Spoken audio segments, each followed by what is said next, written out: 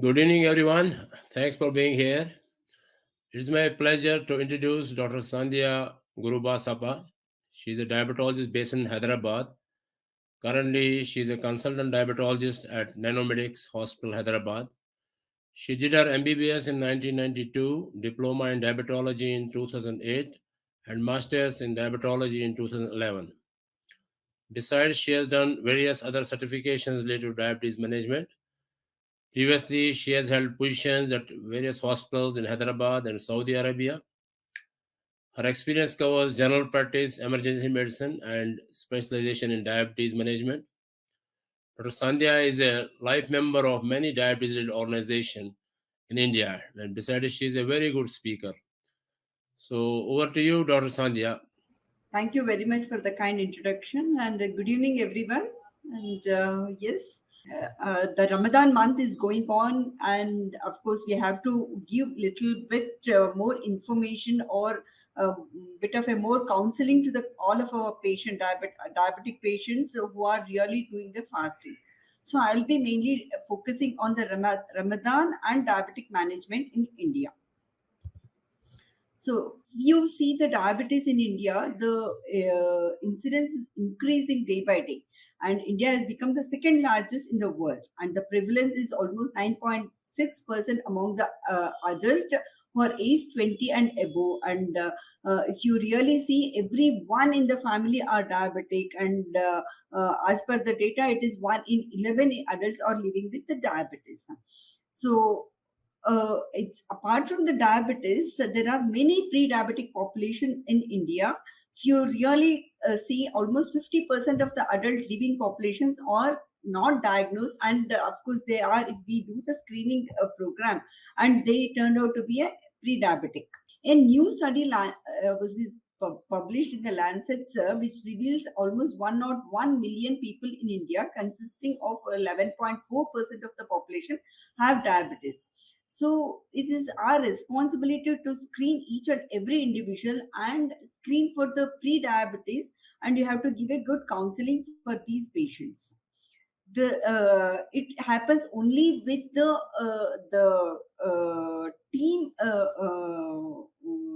teamwork. Actually, all the specialities has to be involved in this with respect to the screening program and detecting the diabetes and catching hold of the all the diabetic who are pre-diabetic, who are increasing the incidence of like complications and other things.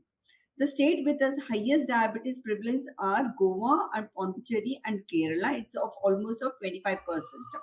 The study of the anticipates a substantial increase in the diabetic cases in states like UP, Madhya Pradesh, Bihar, and Arunachal Pradesh, where prevalence rate are slightly on the lower side. So we should go into the pathophysiology of the fasting in diabetes. So most of our the patients who do fasting during the time of Ramadan, they totally cut down on the carbohydrate on certain time of the period, like from morning to the evening period. That means to say that the effect on the pancreas is shows that insulin secretion is completely impaired, and secondary to the insulin resistance in the type 2 diabetes, and chronically glucagon reduction in the glucagon will happen. No insulin secretion and glucagon secretion impaired in the type 1 diabetes, which leads to stimulation of the pancreatic gluconeogenesis and glycogenolysis, which has a greater impact on the keto ketosis and keto, especially in the type 2 diabetes, and ketoacidosis with the type 1 diabetes. If you see the blood sugar pattern during the Ramadan, there is a lot of variations happening. If you compare to the normal period when there is a peak, not normal patients who doesn't do the fasting, there will be perfect raise and ups and downs in the sugar levels. Whereas when there is any calorie restriction has been made for any patients, 100% there won't be any peaks are not observed at all. And at the time of Ramadan, there will be a completely peakless in the from morning till evening, and there will be lot of variations in the fluctuations in the evening, that is after iftar period. We need to, who is required to do the fasting and who are not supposed to do the fasting, that is risk stratification in diabetic patients. So if you see low risk patients, like patient who can probably can do the fasting, or we have to do the complete medical evaluation, and medication adjustment has to be done for each and every patient, and strict monitoring has to be done. So if you see a patients who are between the 30 to 50 years or 60 years, and who are having a very good control over the sugars, and we can still we can advise them to go for a fasting with the change in the medication pattern. Like patients who are on using sulfonylurea or insulin in the daytime, we can change it in the evening time and change the other medication like DPP4 inhibitors or the SGLT2 inhibitors in the daytime, so that we can get, I mean, patient will not go in for the hypoglycemia or the side effects. So the strict regimen has to be followed. The moderate risk are patients who still want to do the fasting. They should be advised for a proper diet counseling, and also the SMBG has to be implemented. Means we have to recommend for them to do the self glucose monitoring system for at least 3 to 4 times a day. If at all they see that the sugar levels are going low, then they have to advise to stop the fasting, and we have to advise them to have something. High risk patients are the one who are having a kidney problems, or patients undergoing having a insulin therapy, multiple doses of the insulin, and of course there are elderly individuals, and of course the pregnant ladies who are diabetic. These are the subset of the patients who absolutely contraindicated for the fasting. So type, and it also depends on the type of duration of the diabetes, and what all medications. If the patients are having a polypharmacy, like multiple medications for hypertension as well as the diabetes they are taking, probably these patients are the one they require a, strict control and a regular frequent monitoring. And these patient has to be counseled before they start before the month of the Ramadan, at least 15 to 20 days before the month of Ramadan. Level of glycemic control is very important. Yes, of course we have to advise them to go for a pre Ramadan checkup, and during the time of Ramadan also we should advise them to come for the follow up.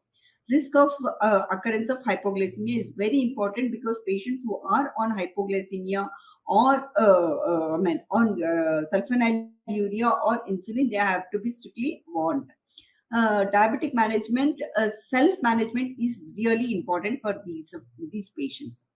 The complications and comorbidities for the any type 1 or type 2 diabetic patients are to be warned strictly not to go for any fasting.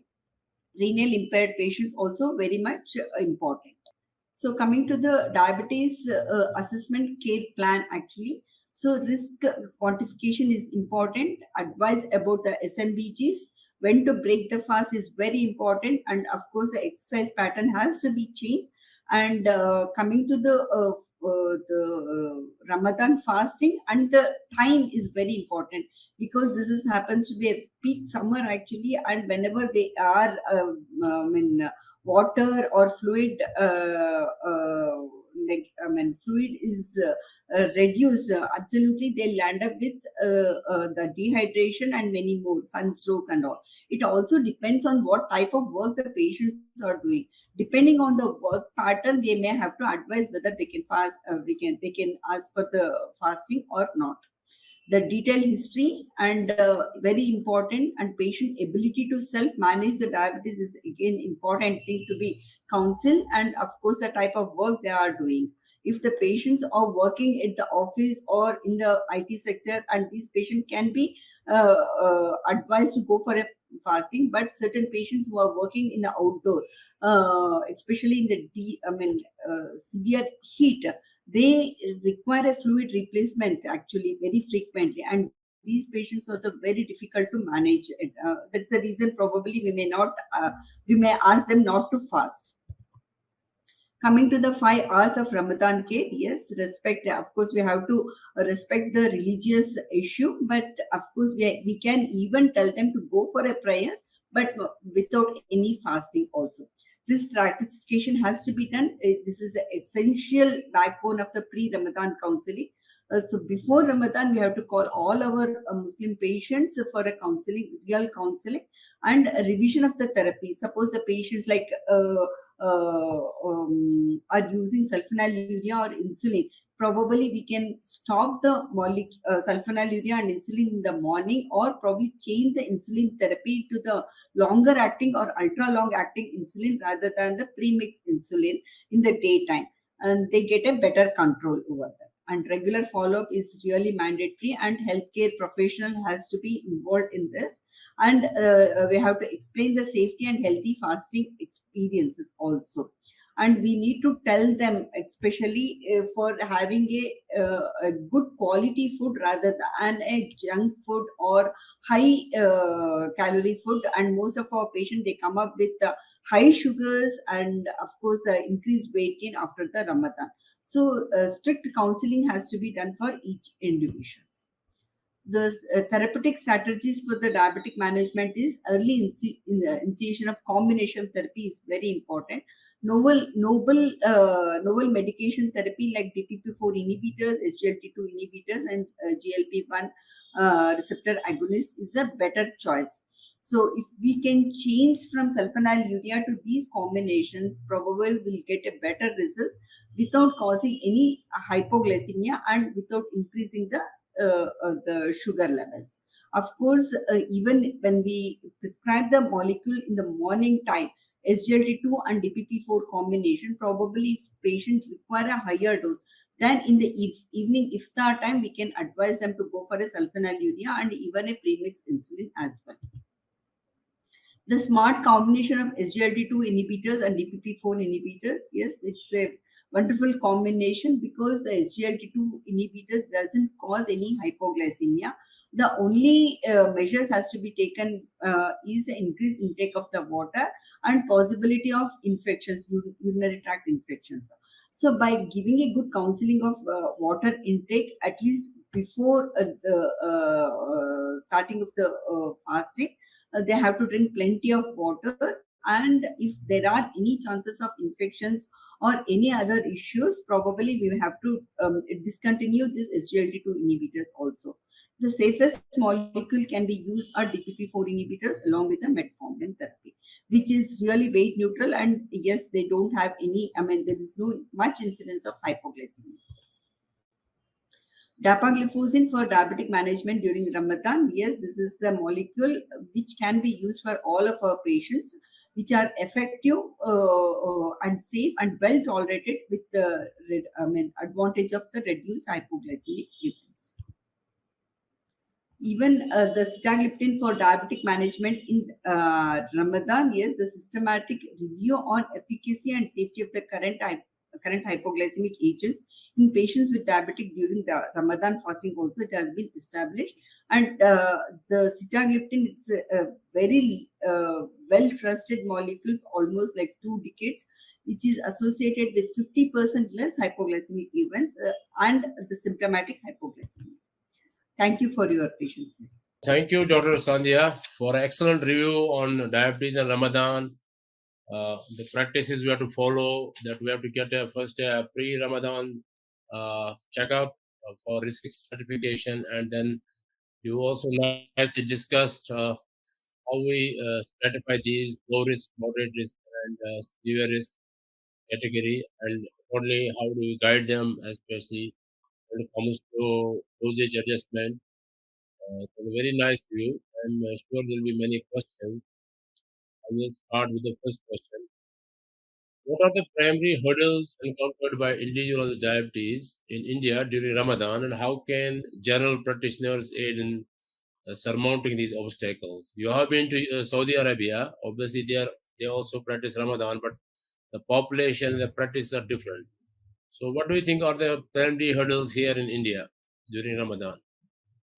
The elderly individuals are very important. These are the patients, they are very rich, religious person. They want to continue the fasting during Ramadan. There is a big challenge with the elderly individual, one subset of patients, and other one is patients who are on multiple therapies like sulfonylurea and insulin, and who also have comorbidities like renal parameters or deranged, and yeah, they are using multiple medications for cardiac problems. All these patients are the major challenge for us. And for these patients, probably like patients who are above 70 and all, I insist them not to go for the fasting. But if they still insist, I'll slightly change the medication pattern. Like I'll change the insulin to longer, ultra long acting insulin in the night time, and the sulfonylureas are discontinued, and use the DPP-4 inhibitors along with the metformin therapy. This is what, and even the anti-hypertensive medications also, slightly modification has to maybe done. Right. Thank you.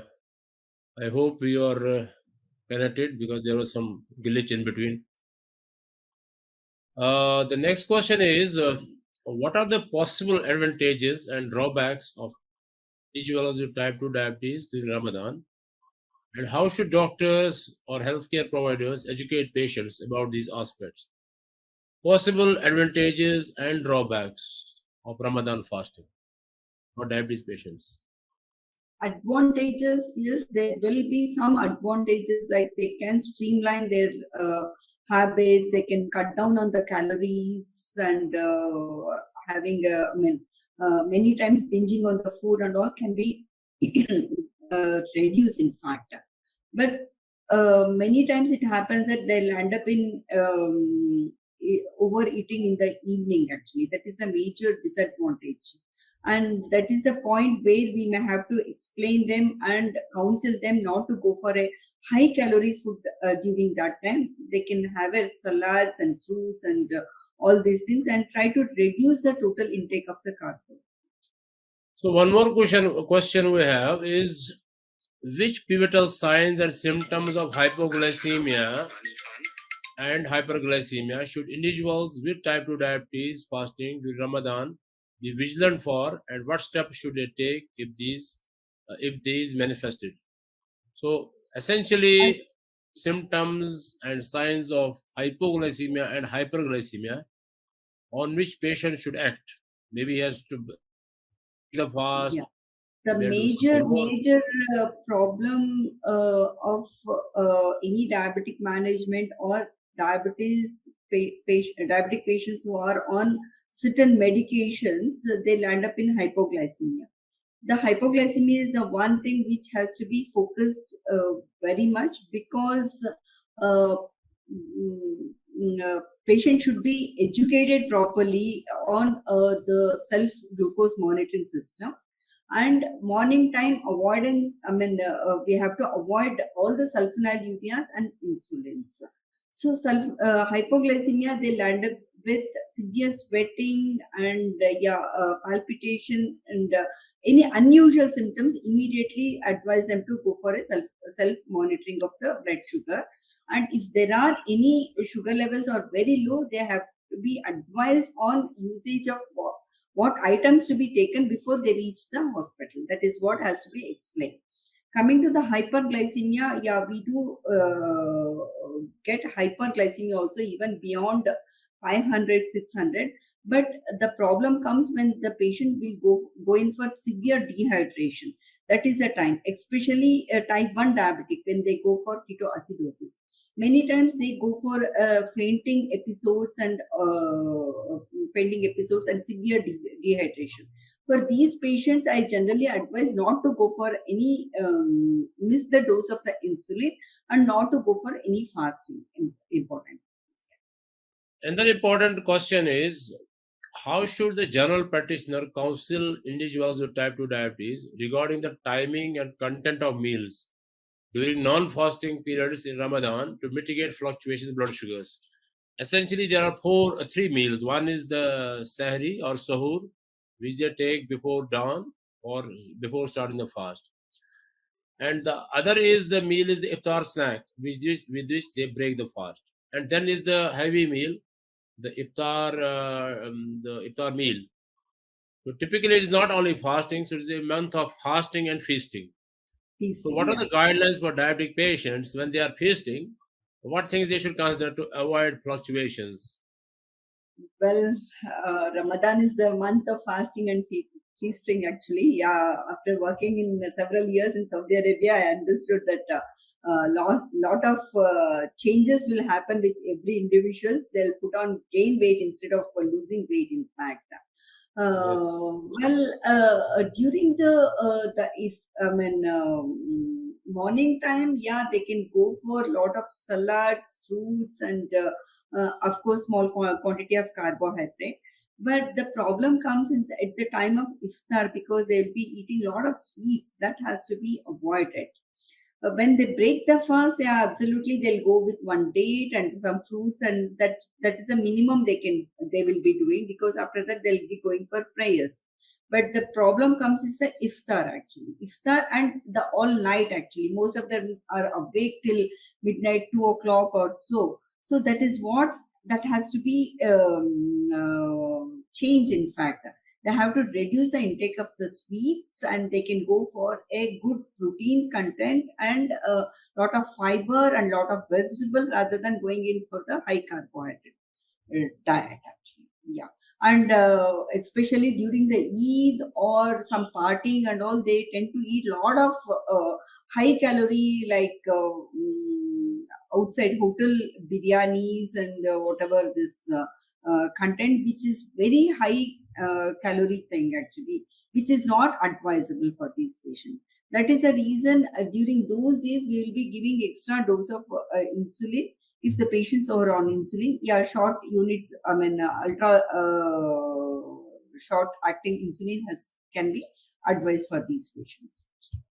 right. Thank you. Another issue is of monitoring. How do we monitor them? So, what methodologies should we employ to effectively monitor and trace blood glucose levels in these diabetes patients during Ramadan?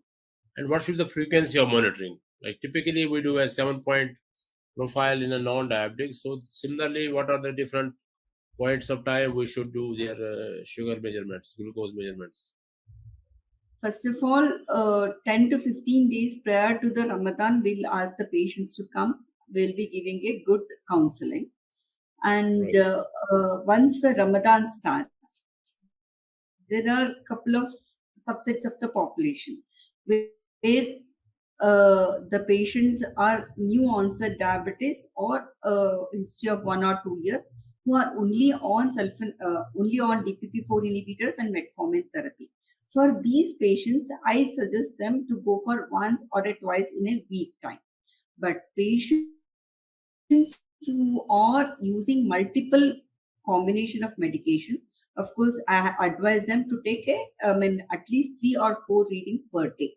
If there are any changes like hyper or hypoglycemia, then they have to immediately report to us. And if there is any chances of hypoglycemia, they have to quit the fasting. They have to take something orally. That is the instructions will be given for the patients. Coming to the elderly individuals still who insist on going for fasting, yes, I advise them to go for regular self monitoring, or else a continuous glucose monitoring system can be advised for these patients. right. So they have to do a pre-sahur check, and then 2 hour after sahur, and then they have to do in the noon and pre-iftar and 2 hours post-iftar. And anytime if they have any symptoms such as of hyper or hypoglycemia. Right. Seven Thank point, you. yeah. Another issue of Ramadan is the physical activity and the change in lifestyle, the sleep pattern. So, what are the endorsed lifestyle adjustments encompassing physical activity and stress management techniques for individuals with type 2 diabetes during Ramadan? And how can general practitioners aid in their implementation and adherence? Because activity goes low, and sleep also is disturbed, and many people get stressed. So, how do you deal with that stress? Some general guidelines you give to these patients? about lifestyle. Yeah, stress. Yes, stress is one thing which has to be focused, and what I feel is the meditation or the prayers what they are doing 5 times daily that helps in relieving the stress actually. Coming to the exercise aspect, yes, during the time of fasting, it is a bit difficult for us to tell them to go for an exercise. So only at that time they get it is in the before the sohar. They can go for a little bit of exercise. That is little bit difficult for them to do it. And yeah, after dinner, if they get really time, because in India it is very I mean, I cannot say that here it is like work is very strict in the sense they have to work as a regular like other people. Unlike in Saudi Arabia, where they'll be working for only 4 hours or so, and they will be given extra holidays during these times. And for them, they can really adjust the timing. But in India, it is not possible. So I advise them just go for a just a minimum walk or a regular yoga that can be done at their convenient time, but that is like after having a very light evening after fasting. I mean, after breaking their fast, they can go for a minimum exercise. Later on, they can continue their dinner. That's what I tell them. But it is many of my patients they don't go for the exercise because of the timing inconvenience. Right. So let us come to the oral diabetes drugs. Two popular types of drugs we use is gliptins, DPP4 inhibitors, or and SGLT2 inhibitors.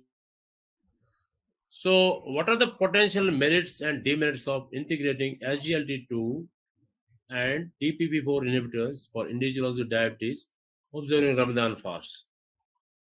So, do you see any merits and demerits if we integrate these two in the because they don't cause hypoglycemia compared to sulfonylurea, so we prefer them that way.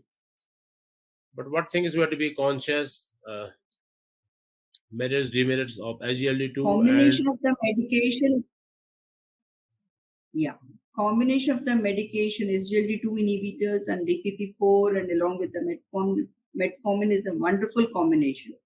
But however, during the time of summer, actually, the SGLT2 inhibitors they do causes the urinary tract infections because of reduced intake of water in the daytime. So during that time, it is little bit difficult for us to ask them to take in the morning. That is the reason we tell them shift the molecule to the evening. In fact, after iftar, if they can take the whole night, they can continue to have their water intake. I mean, good water intake. So the combination works very well. But however, the morning time dose will be if the patients who are on SGLT2 inhibitors, I will prefer to change it to the evening after iftar. And DPP4 inhibitors, I can continue in the daytime as well. And if at all they are using any sulfonylureas, probably I'll be cutting down on the dose of the sulfonylurea to the minimum as such. right. Yeah. The And next question, coming to the benefits of benefits. Yeah, you asked about the benefits. DPP4 inhibitors, a wonderful molecule with the no or minimum hypoglycemia and no weight gain actually. And SGLT2, wonderful molecule with respect to the glycemic control, and also has a special benefit in the reduction of the blood pressure of 3 to 4 millimeters of systolic blood pressure, and also weight loss is very much observed. But however, the only problem is with the UTI problem. That is a thing. We'll be changing the molecule to the other half of the day so that they will be more comfortable. right. The next question is actually you answered that question. That is about when do we initiate SGLT2 and these DP4 inhibitors? Should we initiate them during Ramadan or we should initiate before Ramadan? And also about the weight regulation. I think you have already answered it. That SGLT2 we should not introduce right in Ramadan. If you plan, then we should do in the pre-Ramadan Yes. counseling. We should introduce that. And SGLT2s because they can cause dehydration, they can cause diuresis. So in summers, when the days are long and hot, they may cause dehydration during the day. So we should use them in the evening. That you have said. DP4 inhibitors, there's not much problem. So you can use them the way you use them. You can use them after dinner also, iftar dinner, or you can use them after at the sahri also. Right. So one more question is what are the conceivable effects of combination of SGLT2 and DP4 inhibitors on weight regulation in individuals with diabetes during Ramadan? So what will the effect? You said that most of people do not change weight, though some people may gain weight, those who indulge too much of feasting, and some even lose weight, who are used to taking a lot of snacking during the non-Ramadan days, so they may lose weight because their snacking stops. So any word about this combination as far as weight management is concerned? The combination works very well with respect to the reduction in the UTI problem. In fact, that's what I have observed. And coming to the weight loss, more than in Ramadan, we are more concerned about the glycemic control. Important because the weight loss will not be that much because the intake will be much on the higher side. So if we at least reduce the glucotoxicity by reducing the glycemic variability, at least we'll be doing some benefit for the patient. That's what is very important. That's what I believe in it. Right, you are. The last question. Here we are not What are really targeting on the weight loss, actually. Yeah, Yes, yes, that is right. We focus on glycemic management and reducing the variability rather than weight. Of course, we guide them, but then it's up to them. So the last question is, what are the recommended protocols for managing hypoglycemia and hyperglycemia in individuals with diabetes, utilizing both SGLT2 inhibitors and DP4 inhibitors during Ramadan? Because these are the drugs we commonly use, so people want to know everything about these two drugs and the combination. Generally, they do not cause hypoglycemia, but sorry, repeat again the last. generally these two drugs or group of drugs do not cause hypoglycemia. But if somebody is also on a sulfonylurea or on insulin, they may aggravate hypoglycemia. Similarly, hyperglycemia can happen if person eats more than what is prescribed for the person. So, what is the protocol generally for managing Required. hypoglycemia and hyperglycemia? It's actually coming to monitor and recognize the symptoms and treating it, and they have to break the fast. Actually, it's about that. Absolutely. Yeah. Okay, I think with that we Managing hypoglycemia, yeah, I have already mentioned about it. I have right. already mentioned about it. Yeah, if there is any incidence of the hypoglycemia, probably they have to fast at that moment. That is the reason we advise them to go for a multiple sugar SMBGs actually, so that they'll get to know. And if there are any symptoms of hypoglycemia, absolutely immediately the sugar check has to be done, and they have to break the fast at that moment. And coming to the SGLT2 inhibitors, there is always a chances of dehydration where they may get little panic during that time. Even at that time, also we advise them to go for a sugar check.